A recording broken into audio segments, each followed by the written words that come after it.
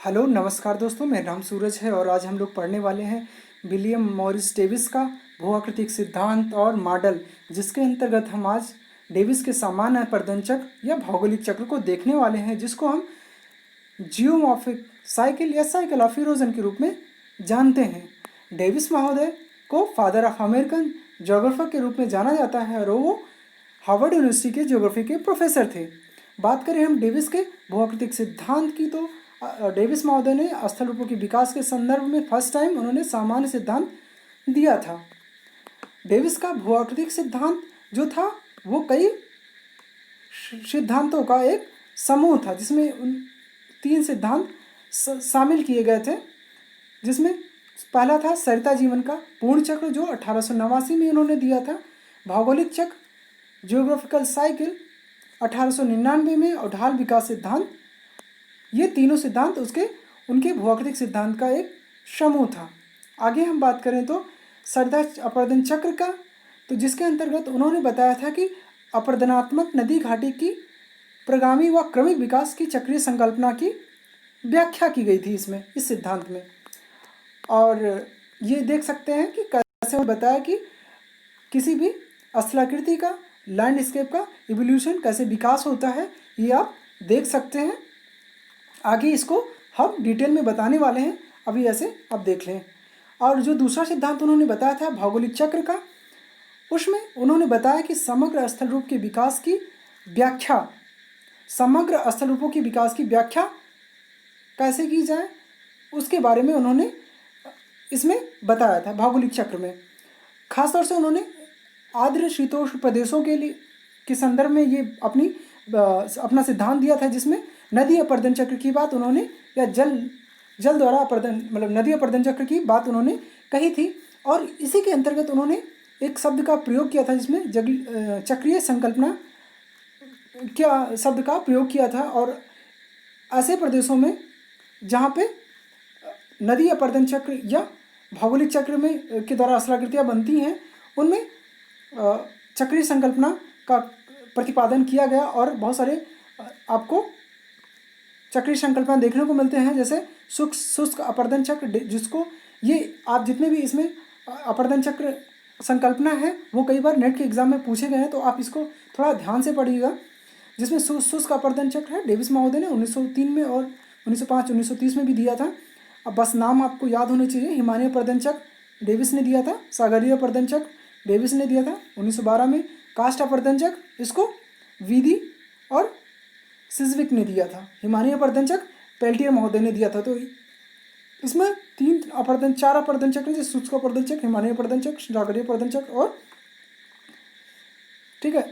तो इसमें 3 अपवर्तन चक्र किसके हैं, डेविस ने दिए थे, कास्ट अपवर्तन चक्र सिज्विक और पर हिमालय अपवर्तन चक्र पेल्टियर महोदय ने दिया था, याद रखिएगा। ठीक है, बात करें डेविस ने आगे चलकर एक बात कही कि स्थल रूपों के विकास के संदर्भ में डेविस ने एक स्टेटमेंट दिया, जिसमें डेविस ने कहा कि स्थल रूपों में समय के साथ क्रमिक परिवर्तन होता है। क्रमिक परिवर्तन से मतलब है, जो अवस्थाओं से मतलब है कि युवावस्था, प्रौढ़ावस्था, वृद्धावस्था से उनका तात्पर्य था। उन्होंने कहा स्थल रूपों में समय के साथ क्रमिक परिवर्तन होता है तथा यह परिवर्तन एक सुनिश्चित दिशा में सुनिश्चित लक्ष्य, उन्होंने कहा यह परिवर्तन एक सुनिश्चित दिशा में सुनिश्चित लक्ष्य आकृति विहीन संप्राय मैदान और की ओर उन्मुख होता है। उन्होंने कहा था कि स्थल रूपों का जो उनका विकास होता है वो क्रमिक परिवर्तन, स्थल रूपों में के क्रमिक परिवर्तन होता है। और यह परिवर्तन जो समय के साथ जो क्रमिक परिवर्तन होता है, युवावस्था, प्रौढ़ावस्था, वृद्धावस्था, उसके दौरान कोई भी स्थलाकृति में जो परिवर्तन होता है वो सुनिश्चित दिशा में होता है। कोई पर्वत है या पठार है, वो कैसे धीरे धीरे वो उसका आकृति बदलती रहती है, उसमें अपवर्तन होता है और वो धीरे धीरे करके एक दिन वो संप्राय मैदान में बदल जाता है, उसकी बात ये करते हैं। आगे हम बात करें तो देख सकते हैं ये डेविस का साइकिल ऑफ इरोजन है। ये देख सकते हैं इसमें कि कैसे फेज में चल के ये लास्ट में देख रहे हैं कि कैसे ये फ्लैट हो जा रहा है कर्व। आगे हम बात करते हैं, आगे उन्होंने अपने सिद्धांत का उद्देश्य बताया था। उनके सिद्धांत का जो उद्देश्य था उसमें बस यही था कि स्थल रूपों का हम व्यवस्थित वर्णन कर सकें और उनका जन्य वर्गीकरण भी कर सकें। ठीक है, तो इनका बस सिद्धांत के दो ही उद्देश्य है, उनका व्यवस्थित वर्णन कर सके और उनका जननिक वर्णन कर सके। ठीक है, तो ये हो जाएगा। और सिद्धांत का संदर्भ तंत्र की बात करें तो उनके सिद्धांत का मुख्य जो आधार था वो क्या था, स्थल रूप के समय के परिवेश में था। उनका जो सिद्धांत था वो विकासीय तंत्र का प्रतिरूप था। विकासीय तंत्र का प्रतिरूप मतलब समय से संबंधित इनका सिद्धांत था।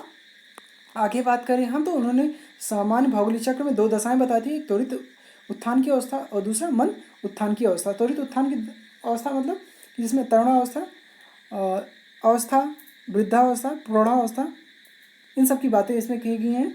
और दीर्घावस्था में तरुणावस्था, कम समय, प्रौढ़ावस्था, दीर्घावस्था, जो इनकी तीनों अवस्थाएं हैं उनकी बात की है कि इसमें जो त्वरित उत्थान की अवस्था में क्या होता है, इसमें तरुणावस्था लगभग लंबा मतलब अवस्था जो होता है का समय लंबा होता है।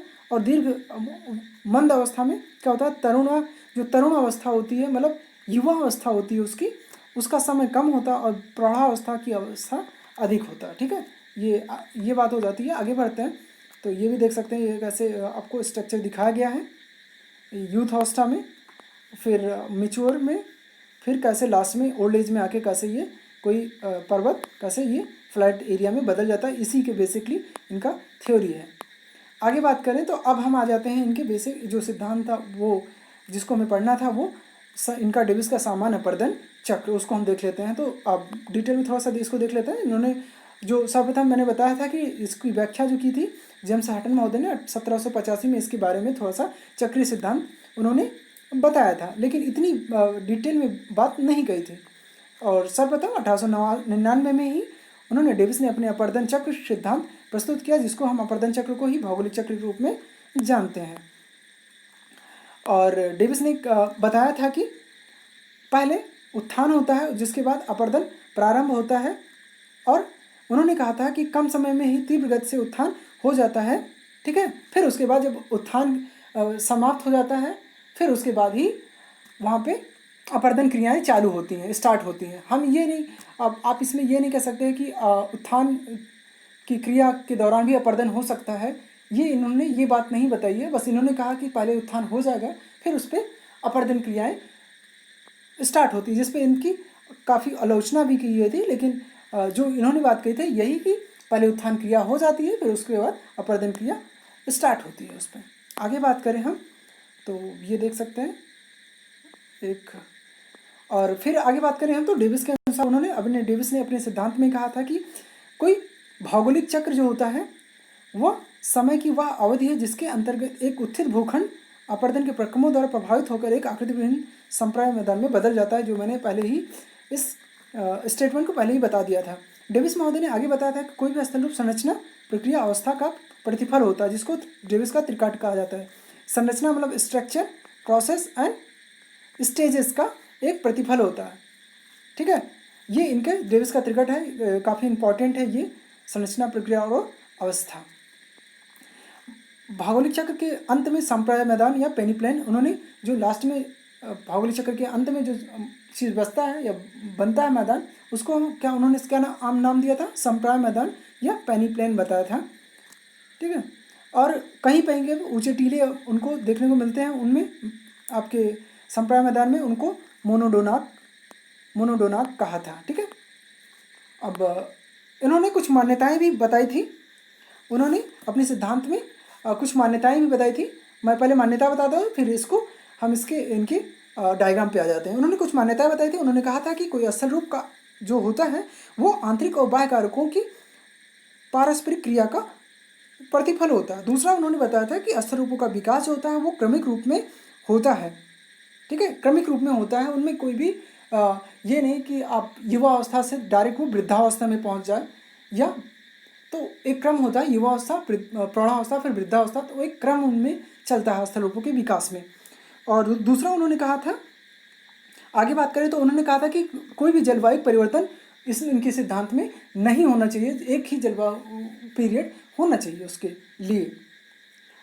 तो कुछ चीज़ें ऐसे उन्होंने कहा था। और उन्होंने कहा था कि उत्थान की जो दर है वो एक अवधि से संबंधित है।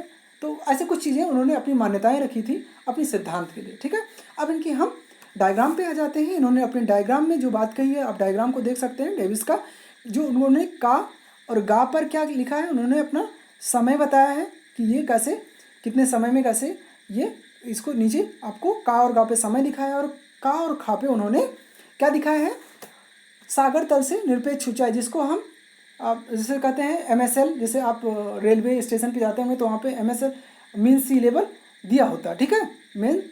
मेन सी लेवल, सागर तल से ऊंचाई की बात करते हैं, तो ये आपका सागर तल से ऊंचाई हो जाएगा। आ और सा जो होगा वो क्या है, आपका स्थल खंड का ये उत्थान है, मतलब ऊंचाई है, टोटल ऊंचाई है ये आ और सा। हम बात करें सा जो है, सा और जो सा रेखा यूसी रेखा है, ये यूसी रेखा जो है ये सागर तल से की अधिकतम ऊंचाई है या निरपेक्ष ऊंचाई है, सागर तल या पहाड़ियों की निरपेक्ष ऊंचाई है, ठीक है। यूसी जो है सागर तल से निरपेक्ष ऊंचाई है, और यलसी रेखा ये सागर तल के या आधार तल, जिसको हम कहते हैं सागर तल या जलाशयों के या नदियों के आधार तल हैं, ठीक है। जो सागर तल से न्यूनतम ऊंचाई या नदियों और घाटियों की तली की ऊंचाई है, इसके नीचे कभी भी नदियाँ अपर्दन नहीं करती हैं एलसी नीचे से, ठीक है। एलसी के नीचे मतलब सागर तल से नीचे कभी भी नदियाँ अपने तली अपर्दन या लंबोत अपर्दन नहीं कर सकती हैं। तो ये चीज़ हो गई। आ और दा जो ये होता है ये स्थल रूप का जो अधिकतम ये जो स्थलखंड है उसका जो उत्थान होता है ये उसकी हाइट है, और ठीक है। और दा और सा है, यहाँ के बाद लंबोत अपर्दन समाप्त हो जाता है, ठीक है।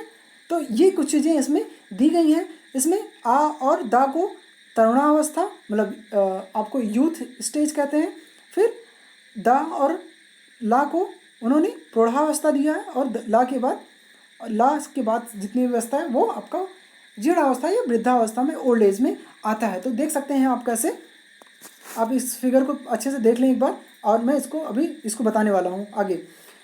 तो देख सकते हैं कि कैसे स्थल रूप का विकास होता है। इन्होंने कहा था कि स्थल रूप का जब तक विकास नहीं होगा इस पर अपर्दन क्रिया नहीं होती, तो हम मानते के चलते हैं कि स्थल रूप का विकास अधिकतम यहाँ पे उत्थान समाप्त हो जाता है, फिर इसके बाद अपर्दन क्रिया स्टार्ट होती है। तो अपर्दन क्रिया जब स्टार्ट होती है तो देख रहे हैं कि जब स्टार्ट में नदियाँ पर्वतों से निकलती है तो वहाँ पर छोटी छोटी नदियाँ वहाँ से बहती हैं, उनमें ढाल अधिक होता है और वो तीव्र होती है, इसलिए वो तलीय अपर्दन करती हैं, तो वो बी आकार की असलाकृति का निर्माण करती हैं। लेकिन वो क्या करती हैं, उन पर हाइट तली का तो गहरा करती चली है, लेकिन हाइट पे उन पे हाइट का पर्वतों की ऊंचाई पे कोई फ़र्क नहीं पड़ता, क्योंकि वो क्या करती पार्श्वपर्दन नहीं कर पा रही हैं। लेकिन जब वो दा रेखा को पार करती हैं, रा और दा को क्रॉस करती हैं, जब वो प्रौढ़ावस्था में आती हैं यानी मैदानी क्षेत्रों में आती हैं, तो नदियाँ क्या होती हैं, उनमें ढाल कम हो जाता है और उनमें कई सारी नदियाँ आके मिल जाती हैं, छोटी छोटी नदियाँ ट्रिब्यूटरी, और उनमें बहुत सारा अवसाद हो जाता है, बहुत सारी कंकड़ पत्थर और बहुत सी चीज़ें ऐसी होती हैं, और मुलायम क्षेत्रफल बढ़ जाता है, तो इससे वो पार्श्विक अपर्दन यहाँ पे स्टार्ट हो जाता है, ठीक है। तो देख सकते हैं फिर यहाँ पे क्या होता है, पहाड़ियों का जो हाइट है वो कम होना स्टार्ट हो जाता है, और यहाँ पे देखते हैं कि जब ये वृद्धावस्था में आता है तो यहाँ पे क्या होता है कि यहाँ पे अब जो अपर्दन की क्रिया लगभग समाप्त हो जाती है, क्योंकि इसमें गतिज ऊर्जा समाप्त हो जाती है, क्योंकि लगभग ये आधार तल के आसपास होती हैं और इसमें इतना अधिक मलबा होता है कि ये अपर्दन नहीं कर पाती हैं, और सिर्फ ये निक्षेपण क्रिया इसमें करते हैं, और लास्ट में ये लगभग अपने पर्वत को या क्षेत्र को संप्राय मैदान में बदल देते हैं, और लास्ट में देख सकते हैं कि ये कैसे सी लेवल के बराबर दिख रहा है, और यहाँ पे छोटे छोटे टीले दिख रहे हैं, वो उसको उन्होंने मोनोडोन। तो ये तो इनका डायग्राम था जो मैंने बता दिया। अब इनमें जो शब्द यूज किए हैं युवावस्था, वृद्धावस्था, प्रौढ़ावस्था, उसको हम देख लेते हैं। तो उन्होंने जो ये शब्द यूज किए हैं उसको मैं बता देता हूँ। तो जो इन्होंने कहा था कि नदियों को 3 अवस्थाओं में उन्होंने बांटा था, ठीक है। नदियों को उन्होंने समय देखो डेविस ने स्थल रूपों के विकास की पूर्ण अवस्था को सामान्यकरण के लिए 3 प्रमुख अवस्थाओं में बांटा था। नदियों इन्होंने स्थल रूपों के विकास के लिए, ठीक है, नदियों के स्थल रूपों को विकास के लिए पूर्ण अवधि में सामान्यकरण के लिए नदियों को 3 प्रमुख अवस्थाओं में बांटा था, जिनकी जो अवस्थाएं से स्टेजेस थी, स्टेजेस की बातें उन्होंने बहुत ज़्यादा की है, समय और स्टेज, ठीक है। उसमें 3 स्टेज बताई है, आपका यूथ हो जाएगा, युवावस्था। युवावस्था में उन्होंने कहा था कि युवावस्था में उन्होंने कहा कि नदियाँ केवल, ठीक है, उन्होंने कहा था नदियाँ केवल लंबवत अपरदन करती हैं क्योंकि ये अधिक ऊंचाई से निकलती हैं और इसलिए इनमें क्या होता है कि लंबवत अपरदन करती हैं और घाटी में गहरा करती हुई छी जाती हैं और इसमें बहुत सारी अस्त्राकृतियों का निर्माण होता है, जिसमें बी आकार की घाटी, गार्ज, कैनियन और बहुत सारी आकृतियों का निर्माण आपको देखने, जिसमें छिपका, जलप्रपात, नदी अपहरण, ये सब सारी चीज़ें आपको इस अवस्था में देखने को मिलती हैं। ठीक है, ये आपका यूथ स्टेज है।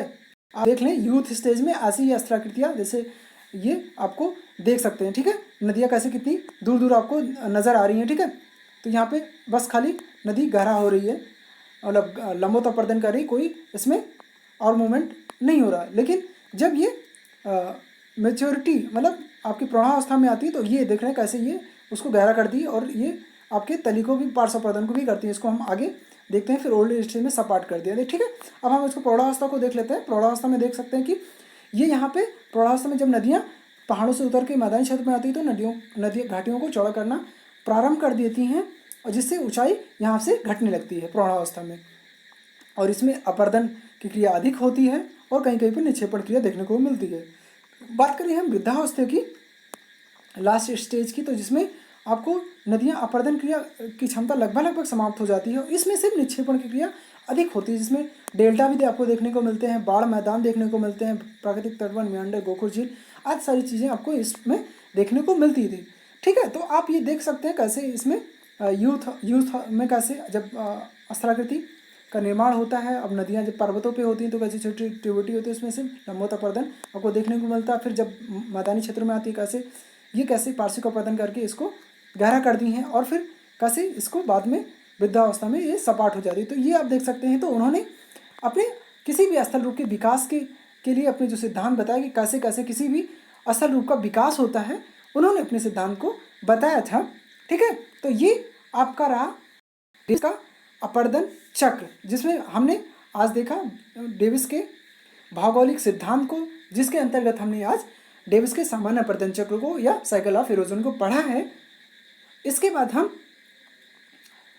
पेंक का जो सेम ही इन्होंने सेम सिद्धांत है, कुछ चीज़ें जो एडवांस इन्होंने इनकी जो आलोचना हुई थी उसको उसमें सुधार करके उन्होंने अपना अलग सिद्धांत दिया था, उसको हम पेंक का साइकिल ऑफ इरोजन पढ़ेंगे नेक्स्ट लेक्चर में। ठीक है, तो आपको इसमें जो सुझाव आपको जो क्यूरीज होंगे या आपके जो क्वेश्चन होंगे या आपको जो लगता है कि इसमें मुझे ये चीज़ नहीं समझ में आई, आप हमें कमेंट बॉक्स में ज़रूर लिखिएगा। मैं उसको अगले लेक्चर में या दूसरे लेक्चर में उस चीज़ को समझाने की कोशिश करूँगा, या कमेंट में हो सकता है हमें लगता है कि उसमें बताने लायक है तो मैं उसमें आपको अवश्य बताऊँगा। ठीक है, बाकी थैंक यू।